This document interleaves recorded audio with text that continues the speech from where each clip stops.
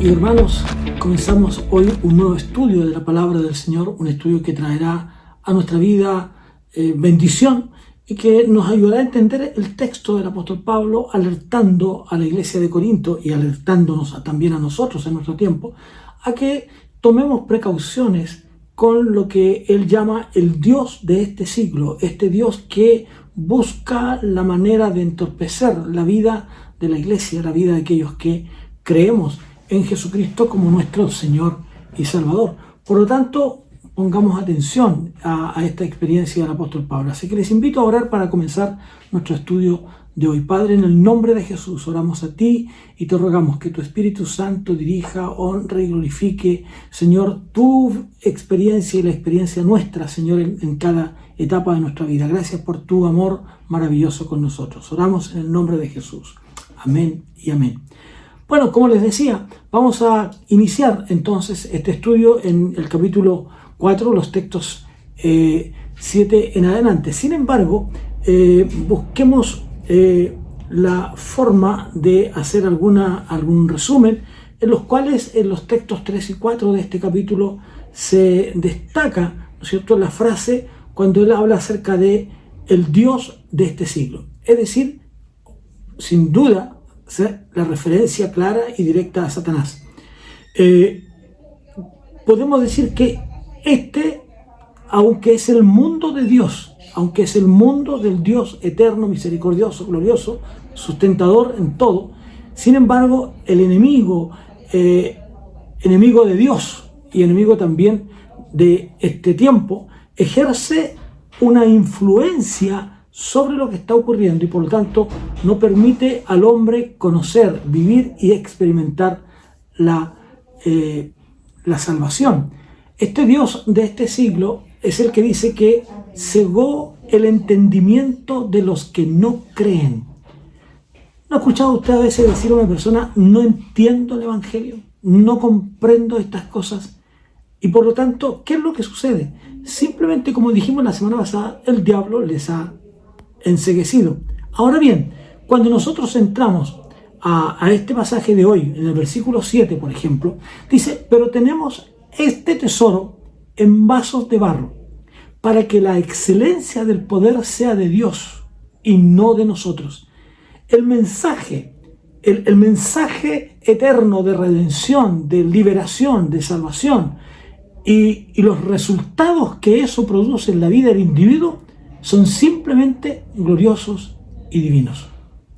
Ahora, pero en contraste con eso, ¿no es cierto?, los portadores de ese mensaje, los que comparten ese mensaje con otros, los que llevan ese mensaje, son personas con fragilidades, con debilidades, son personas cuya vida es mortal, va a pasar en este tiempo. Y en ese aspecto podemos decir que es ahí donde Pablo se siente con un grado de indignidad, de su falta de mérito, ante la grandeza de lo que él proclamaba. Entonces él dice, tenemos en nuestra vida, en nuestro ser, este tesoro. ¿Cuál tesoro? El tesoro de el glorioso mensaje de Jesucristo, el ministerio de Cristo. Y sin embargo, él se siente absolutamente débil, se siente también indigno de ser alguien que pueda representar, no tiene méritos, ¿no? Y por eso siempre él mantuvo ese tremendo contraste en decir que como una obra de Dios, ¿no? Y que lo que él predica es obra divina y no una obra humana. Por eso que dice en Romanos, en el capítulo 1, 16 y 17, él dice, no me avergüenzo del Evangelio porque es poder de Dios. Entonces Pablo no deja de pensar y no da lugar a que los demás puedan olvidar que el mensaje que predican, que el mensaje que testifican no es otro sino el mensaje de Jesucristo. Y por lo tanto, desde esa perspectiva, ese tesoro espiritual, ese tesoro evangélico, ¿no es cierto?, del mensaje de redención, está, dice Pablo, en estos vasos de barro débiles, frágiles, inmundos. ¿no? Entonces, ese poder de Dios. Así es que la palabra que utiliza Pablo aquí para definir y para indicar que es barro, es ese material que los arqueólogos están en ese sentido escarbando hoy.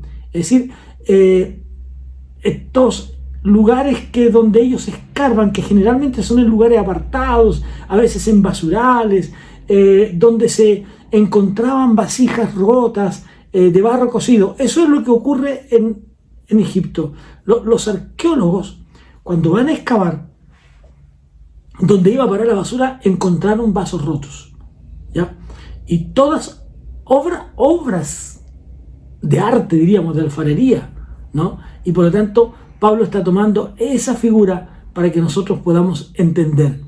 Por eso dice entonces que estamos afligidos en todo, pero no agobiados, perplejos, pero no desamparados. En la carta anterior, Pablo se había comparado con sus compañeros, los otros apóstoles, y dijo que Dios los había puesto en un lugar determinado como condenados a muerte, que habían llegado incluso a ser un espectáculo para el mundo y para los ángeles. Esa es la metáfora que el apóstol usa aquí para evocar esa misma imagen, que usted pueda colocar en su mente esa imagen, y de esa forma ilustrar las exigencias del ministerio cristiano, ¿no? Y lo contrarresta y lo contrapone con la impotencia humana frente al poder divino, ¿no? Los recursos humanos frente al poder de Dios. Entonces, estamos afligidos, pero dice, o atribulados, pero no angustiados, ¿ya? Eso es interesante. Pablo dice, estamos afligidos, estamos atribulados, pero no estamos angustiados. Él parecía estar presionado, diríamos nosotros, como si le faltara poco espacio o tiempo para predicar, como si el tiempo para anunciar el evangelio se le estaba acabando, pero aún le quedaba espacio, aún tenía algún tiempo. Y entonces habla de esa lucha en la que él tiene consigo mismo, pero que debe recurrir a Dios. Cuando una persona está en esa etapa de la vida en que está pensando que ya sus días se han acortado y se han acabado, no le queda otra que pensar que hay algo divino en todo esto y que la vida se alargará y se pronunciará de acuerdo a lo que Dios quiere. Entonces, él sabía que aún en esta etapa de la vida él podía recurrir a Dios. Entonces nos queda claro que si no hubiera sido por la fortaleza de Dios, por el poder de Dios, por la obra de Dios en la vida del apóstol Pablo, él no podría haber llevado a cabo su ministerio. Él no podría haber llevado a buen puerto su ministerio. ¿Por qué? Porque recuerden, otra vez, afligidos, angustiados, atribulados, ¿no? Expuestos.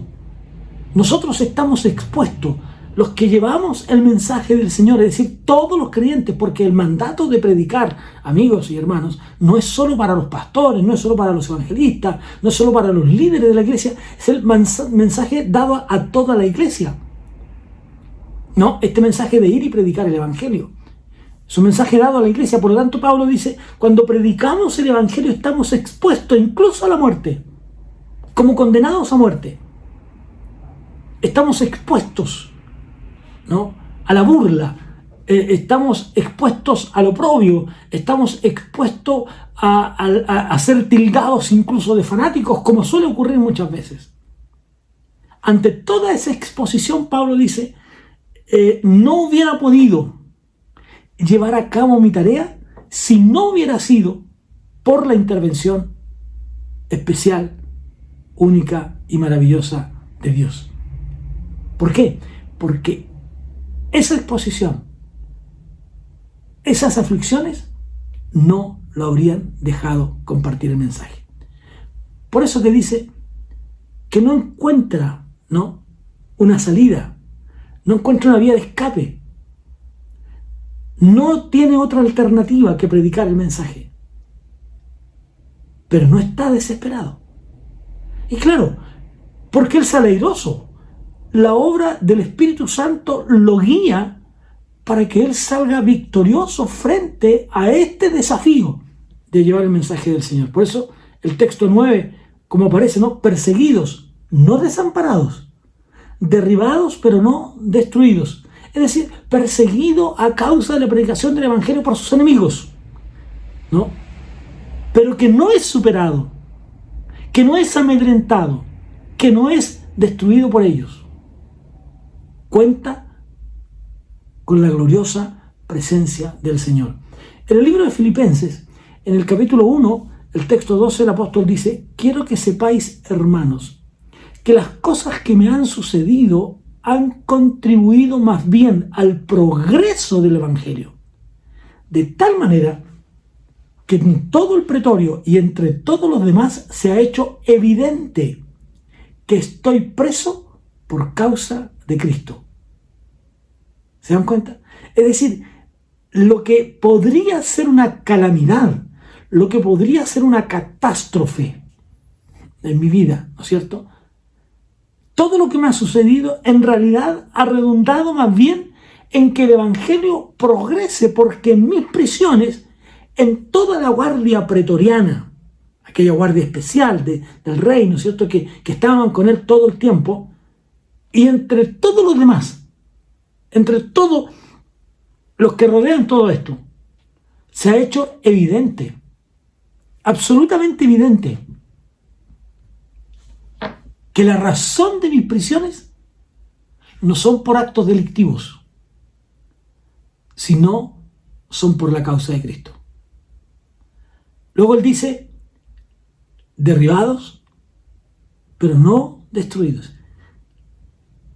El enemigo lo había golpeado fuertemente, lo había derribado, pero no había logrado darle muerte. Por eso que cuando Pablo ya está en el final de sus días, él dice: he acabado mi carrera, he logrado salir adelante, aunque he sido golpeado, maltratado, derribado a causa de la obra de mis enemigos. Aún así, la gracia de Dios, el poder de Dios me ha acompañado, y por lo tanto él expresa: he acabado mi carrera. Qué tranquilo. Aquí, aunque pareciera que Pablo estaba luchando por una causa perdida, y uno podría pensar que era un hombre muy débil, sin embargo, él era muy fuerte. Si nosotros nos damos cuenta, Pablo había encontrado la razón de su vida camino a Damasco. Y aunque aquí, en esta etapa de la vida, el apóstol estaba enfermo, era un hombre físicamente débil, ¿no? Sin embargo, Pablo era fuerte en su gana, en su anhelo por predicar el Evangelio. Y ahí usted se daría cuenta, ¿no es cierto?, que Pablo realmente nada podría destruirlo. Porque su fortaleza no eran físicas, no eran humanas, no eran el resultado de una intervención humana, no, diríamos hoy día, no era el resultado de tomar algún tipo de remedio, no. Su fortaleza venía como resultado de su relación con el Espíritu de Dios. El Espíritu de Dios fortalecía su vida y le hacía sentir que las cosas eran como él las había vivido hasta ahora. Así es que, aunque parecía ser tan débil, ¿no?, sin embargo, Dios, en una intervención de Dios, lo había librado una y otra y otra y otra vez, usando incluso métodos milagrosos o naturales. ¿Se acuerdan de el naufragio cuando él iba siendo llevado preso. En cada una de estas etapas, el Señor libró a Pablo. Ahora bien, donde quiera que vamos, dice Pablo, llevamos siempre en el cuerpo la muerte de Jesús, para que también la vida de Jesús se manifieste en nuestros cuerpos. Recordemos lo que el apóstol decía en su primera carta, en el capítulo 31. En el capítulo 15, el texto 31, él dice que se encontraba en peligro de muerte. Y en la carta a los Romanos, en el capítulo 8, el texto 36, Pablo les dice: por causa de ti somos muertos todo el tiempo. Somos contados como ovejas de matadero. Y una vez más, vuelve a decir en los Corintios, Dios nos ha puesto a nosotros, los apóstoles, en el último lugar como a sentenciados a muerte. Hemos llegado a ser un espectáculo para el mundo, para los ángeles y para los hombres. En razón de esto, entonces, los cristianos, los creyentes, los hijos de Dios, no deberían tener temor de sufrir. Alguien escribió por ahí algo y decía, en un libro, y decía: ¿por qué sufren los justos? Y pareciera ser que esa es la pregunta que nos hacemos muchas veces nosotros y que se hace usted también. ¿Por qué es que yo tengo que sufrir si soy hijo de Dios? ¿Por qué es que a mí me tienen que pasar estas cosas? Pero Jesús dijo que así sería. Recuerden, decía él, si estas cosas han hecho conmigo el árbol verde, ¿qué cosas no van a hacer con ustedes? Si ustedes se comprometen a seguirme, si ustedes se comprometen a ser mis discípulos y a ir y llevar el mensaje de salvación a otros, entonces los van a odiar. Por eso que dicen las bienaventuranzas: bienaventurados sois cuando por mi causa os vituperen y os maldigan y digan toda clase de mal contra vosotros mintiendo. Bienaventurados serán. Entonces, Pablo, claro, sufrió intensamente por causa de su testimonio de Jesús. Él dice: llevo en mi cuerpo las marcas. He sido golpeado con látigo. Había sido dejado medio muerto en una ocasión a las afueras de una ciudad. Entonces, aunque estaba en un sufrimiento físico tremendo y aún de la cercanía a la muerte, y que eran evidentes, pero al mismo tiempo era evidente en la vida del apóstol Pablo, en lo que escribía, en lo que compartía, en el mensaje que entregaba, era absolutamente evidente su intensa relación espiritual, era evidente su vida espiritual. Por lo tanto, cuando nosotros pasamos por pruebas, la intensidad de nuestra relación con Dios ha de sobreponerse a las cosas que nosotros vivamos. No puede ser más fuerte y no pueden ser más fuertes los ataques del diablo que la obra del Espíritu Santo en nosotros. No puede ser más fuerte. La obra del Espíritu Santo siempre será más fuerte en nosotros. Entonces, colocarnos al lado de Jesús resulta un honor, dice Pablo. Resulta absolutamente un privilegio. Aunque por la causa de Cristo, llevamos marcada en la frente o en el pecho una sentencia de muerte. ¿Pero para qué? Para que se manifieste que aunque este cuerpo mortal sea destruido, resucitaremos para la gloria de Dios en un cuerpo espiritual. Entonces, Pablo nos plantea: todo eso no importa. Su intensa relación con Dios se sobreponía a esos estados, incluso de sufrimiento físico. Por lo tanto, usted y yo debemos llegar a ese estado de que nuestra intensidad, nuestra gran comunión con el Espíritu de Dios ha de ser más que suficiente para estar por encima del sufrimiento físico que podamos tener, de la falta de trabajo, de la falta de cariño de alguien, del desprecio de los demás, tal vez porque no a veces hasta de hambre. Si es por causa de Cristo, si a nosotros por la causa de Cristo nos meten aún en la cárcel, tengámonos por honrados. Y eso es lo que dice Pablo. Pero su intensa vida espiritual lo hacía entonces cantar himnos y salmos espirituales allí en la cárcel. La intensidad de su relación con Dios, el fuego que ardía por dentro de él, no le permitía darse cuenta que el sufrimiento físico que estaba viviendo era menor que todo lo que disfrutaba en la presencia del Señor. Entonces, cuando me coloco al lado de Cristo, dice Pablo, cuando me coloco al lado del Señor y comparo mis sufrimientos, sin duda que su gloria es mayor, mucho mayor. Ahora, el texto 11 dice, pues nosotros que vivimos siempre estamos siendo entregados a muerte por causa de Jesús, para que también la vida de Jesús se manifieste en nuestro cuerpo mortal. Entonces, tenemos que ser fuertes.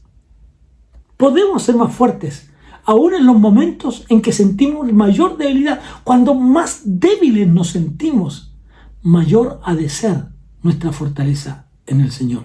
Los textos 12 al 14, quiero leerlos en Reina Valera para que usted tenga esta idea también. Los textos 12 al 14 dice, de manera que la muerte actúa en nosotros y en ustedes la vida, pero teniendo el mismo espíritu de fe, conforme a lo que está escrito, creí, por lo cual hablé. Nosotros también creemos, por lo cual también hablamos, sabiendo que el que resucitó al Señor Jesús, a nosotros también nos resucitará con Jesús y nos presentará juntamente con vosotros. Esto es muy relevante y muy interesante de notar. Es muy importante que lo veamos. Pablo, aunque sabía que físicamente debía morir, sin embargo, no consideraba, no percibía la muerte física como el fin de todas las cosas. Él está con sus ojos más allá de esa muerte, ¿no? Para él, simplemente la muerte era una de las experiencias por las cuales como ser humano tenía que pasar. Tenía que morir. No podía evitarlo. Pero él no está pensando en la muerte, está pensando en la vida. Él no está pensando en el ahora, está pensando en el mañana, cuando él esté en la presencia del Señor. Por eso que su intensidad de vivir el Evangelio y vivir la experiencia con el Señor, cuando usted hoy día está viviendo la experiencia del Evangelio, tiene que verlo desde esa dimensión, desde esa perspectiva, mirando hacia Cristo, hacia la vida y no hacia la muerte. Y eso es lo que hacía Pablo. En ese sentido, Pablo siente que su vida está en razón de su vivencia espiritual, pero también del ejemplo marcado por su maestro. Su maestro. Ese maestro que encontramos en Marcos, ese maestro que dijo que, Marcos dice que Jesús había venido para servir y para dar su vida en rescate por muchos. Pablo entonces dice, se coloca al lado y dice, estoy unido a ese Jesús, y por lo tanto se considera muerto para las cosas del mundo. Él no existe para el mundo, ¿no? Él no existe para el mundo en el que vive, sino que existe para pasar de muerte a vida. Entonces su perspectiva de la muerte física estaba fuertemente fijo en una convicción cuando él dice, y sabemos que el que resucitó al Señor Jesús, a nosotros también nos resucitará con Jesús. Entonces, por esa razón que el apóstol Pablo nos plantea este hecho tan especial.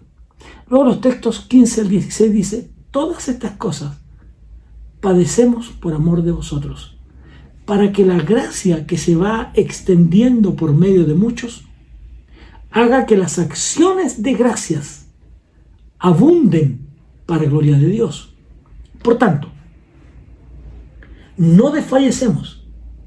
Antes, aunque nuestro hombre exterior, esto que vemos, esto que es cuerpo, va decayendo, el interior, el espiritual, ese que se sobrepondrá a la muerte física, ese hombre interior espiritual, se renueva, dice Pablo, de día en día. La esperanza de gloria, aquella esperanza que dice Pedro que nos hizo renacer para una esperanza. Volvimos a la vida, pero no para pensar en la muerte, sino para pensar en el Cristo resucitado y en la consecuencia de que también nosotros resucitaremos. Entonces, es interesante. Fíjese que es tan maravilloso este texto. Sin embargo, aunque nuestro cuerpo, aunque ya en la ancianidad nos vamos desgastando día tras día, sin embargo, Pablo tiene la gracia del conocimiento de Jesucristo. Yo voy a vivir por siempre. ¿Cuántas veces hemos oído decir a los ancianos, más ancianos que yo, cómo me gustaría volver a ser joven, pero sabiendo las cosas que ahora sé? ¿Qué está diciendo ese anciano? Ese hombre anciano está diciendo que aunque este cuerpo viejo que tiene, que se está decayendo, y como tiene conciencia de eso, le gustaría cambiarlo. Y Pablo dice, este cuerpo físico, esto que nosotros vemos que se desgasta de día en día, sin embargo lo de dentro, ese Espíritu de Dios que está en nosotros, que está en usted y que se relaciona con Dios, ese se va renovando de día en día. Pablo vivió momentos duros, de desaliento inclusive, como cuando, por ejemplo, no pudo encontrarse con Tito en Troas. Se sintió muy afligido. Pablo no era alguien que no sufriera desaliento, no era un extraterrestre, era un hombre normal como nosotros. Él tenía desalientos, tenía tristezas, pero también conocía la experiencia de el accionar de Dios en su vida. Como dice la alabanza, aunque no lo puedo ver, tú estás obrando. Aunque no lo puedas ver, amigo, hermano, tú que me estás viendo y escuchando en esta hora, aunque tú no lo puedas ver, Él está obrando en medio de tu desaliento, en medio de tu prueba, en medio de tu dolor, en medio de tu angustia. Dios está obrando. Sé fuerte. Mantente firme. Porque Dios está obrando. Es cierto que sufrimos. Luego dice entonces, y leo otra vez en Reina Valera, ¿no? Dice, porque esta leve tribulación momentánea produce en nosotros un cada vez más excelente y eterno peso de las cosas que se ven y que son, de las que no se ven, son eternas. Perdón. Porque esta leve tribulación momentánea produce en nosotros un cada vez más excelente y eterno peso de gloria. Pero, porque esta leve tribulación momentánea produce aquello. 18. No mirando nosotros las cosas que se ven, sino las que no se ven. Pues las cosas que se ven son temporales, pero las que no se ven son eternas. Aquí otra vez Pablo está haciendo este contraste, este enfrentamiento, ¿no? Está hablando de aquellos problemas que todos tenemos y que parecen simplemente circunstancias que nunca se van a acabar. Pareciera ser que nunca vamos a salir del hoyo en el que estamos, pero no, eso no es verdad. ¿Por qué? Porque cuando comenzamos a comparar esto con la gloria eterna de Dios y a recordar que un día veremos la gloria de Dios, entonces todo cambia. Alguien me ha dicho que al atardecer el día se hará más claro. El Salmo 99 dice ciertamente: todos nuestros días declinan a causa de tu ira. Acabamos nuestros años como un suspiro. Y el texto 4 de ese mismo Salmo dice que nuestros años son como una vigilia de la noche.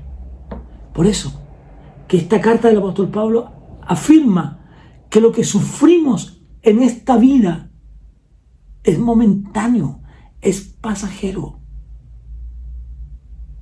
Es pasajero, pronto pasa, pero nos trae como resultado una gloria que será eterna. Viviremos, disfrutaremos, compartiremos con Cristo. Entonces, fijamos nuestra mirada no en las cosas que se ven, ya que estas cosas que nosotros vemos en nuestra casa, en la calle, todo esto que nosotros vemos es pasajero. Pablo exhorta, anima a los creyentes de Corinto a fijar su mente, sus ojos en las cosas invisibles, aquellas que no se ven con los ojos físicos, esas cosas que solo podemos percibir con lo espiritual y que sobrepasa a todo lo que nosotros podamos tener. Seguiremos la próxima semana disfrutando de este texto bíblico en el capítulo 5 de 2 de Corintios. Sin duda vamos a seguir deleitándonos. Qué maravilloso es esto, saber que la profundidad de mi vida espiritual está por encima de los sufrimientos del mundo actual, de las dificultades, de las pruebas del mundo actual, para llevarnos a la gloria eterna con Cristo. Oremos al Señor. Padre, gracias por tu palabra y por la bendición de poder estudiarla y compartirla y leer. Y gracias porque tu presencia en nosotros produce gran gozo. En el nombre de Jesús. Amén y amén. Que Dios les bendiga, queridos, y que disfruten esta nueva semana. Y nos encontramos próximo miércoles en este mismo horario para compartir la palabra del Señor. Un gran abrazo para cada uno de ustedes.